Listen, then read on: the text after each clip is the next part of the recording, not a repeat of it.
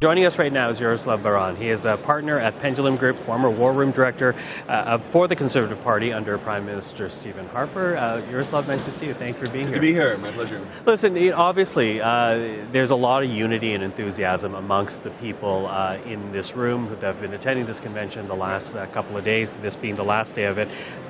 But as the party wraps up, I'm wondering how you maintain this momentum.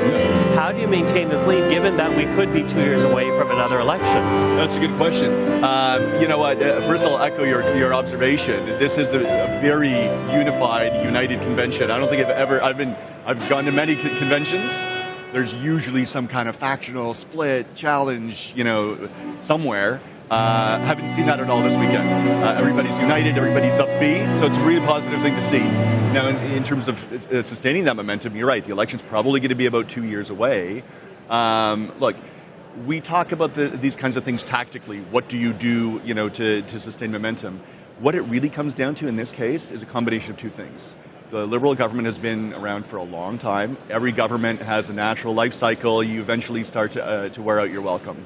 And over the next 2 years, that's just going to get worse. That's a natural phenomenon in politics. The other one is this.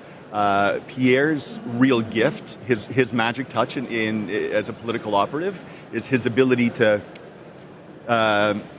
put his finger on the pulse of the people. He has a tendency to start talking about important issues well before everybody else. And then 6 months later, 12 months later, everybody else is talking about that again. We saw that with inflation. We saw that on issue after issue after issue. So his ability to do that, as Wayne Gretzky said, skate to where the puck is going, not where it is.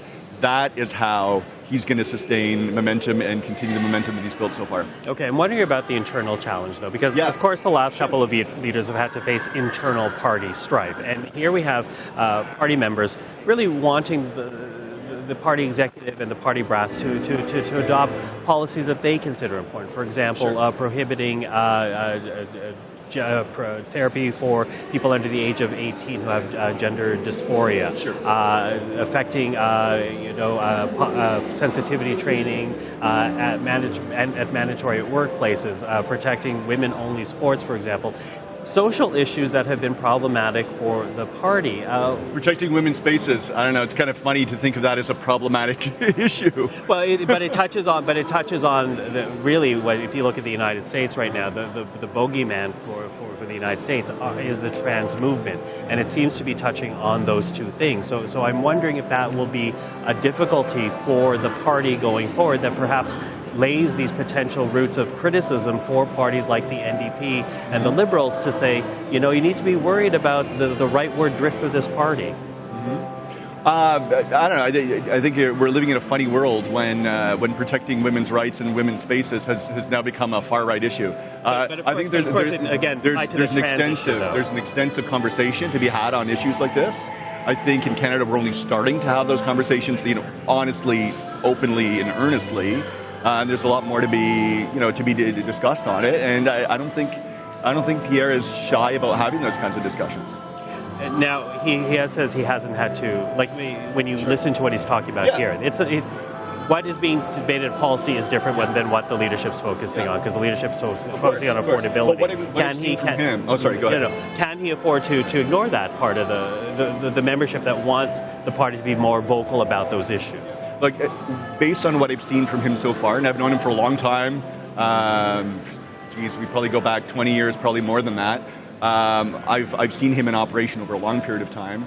And one thing I've seen about Pierre is that he is not afraid to have any kind of discussion. There are not issues that he turtles from the way that many party leaders, all parties, have in some cases in the past.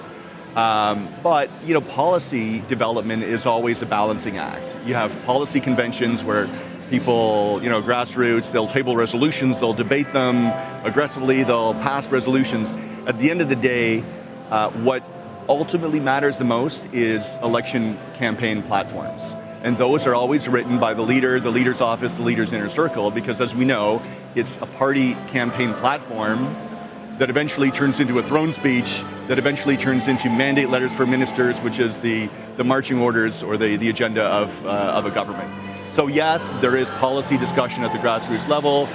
On a separate track, there's policy development in the leader's office, with a small group of policy wizards, and that's just the way the system works. Does he have the political capital, though, to define what the ultimate policy will be come an election campaign? If you think back to a year ago, almost exactly 1 year ago, September 10th last year, when he won the leadership, that was such a resounding, crushing victory. Clear majority, crushing majority, not only nationally, but in every region of the country. Those kinds of numbers, that kind of victory is precisely what gives you political capital among your membership.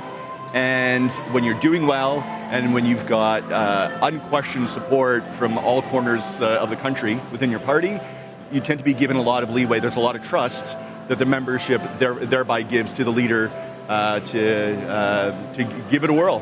So is party unity a done deal now for the Conservatives, that it will not come up as an issue in the next couple of years? I have never seen the party as united as I've seen it this weekend. Again, I've got a lot of scar tissue from managing conventions like this in the past, and there's usually some kind of friction somewhere, some group edging for more control or complaining that they're not being heard or whatever.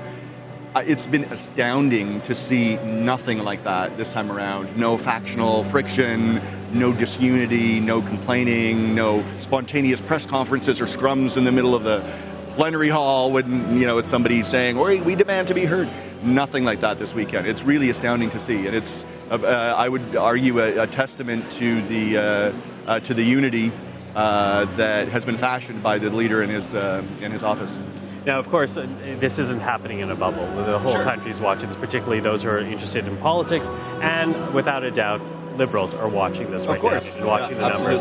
So, assuming that the Liberals are going to respond in some fashion to their drop in poll numbers, to the lead that the Conservatives are enjoying right now, the unity they're seeing right now here in Quebec City within the party, what's the advice to Pierre Poilievre? What would you give in terms of being prepared for what may come? Well, that's a really good question, and you're right. All parties are watching. The Liberals, in particular, are watching. They're the ones who have been dropping the polls as the Conservatives have been rising.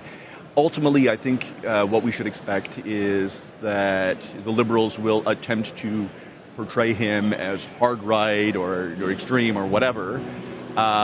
It's a very common playbook. I've seen it election after election after election. But for that to work, there needs to be something to stick it to. It needs to hook onto something. If he continues doing what he's doing, a moderate, mainstream message. You look at his speech last night. Barack Obama could have given that same speech and nobody would have blinked. It was about hope. It was about empowering people. It was about sticking up for people who feel voiceless and left behind and need a boost up. It was a moderate, mainstream, entirely non-ideological speech. If he continues with that message, and that is what he stands for, that's what makes him tick, then it's going to be really hard to stick any kind of a smear attempt on him. Yaroslav, really appreciate the time today. Thank you for that. Anytime.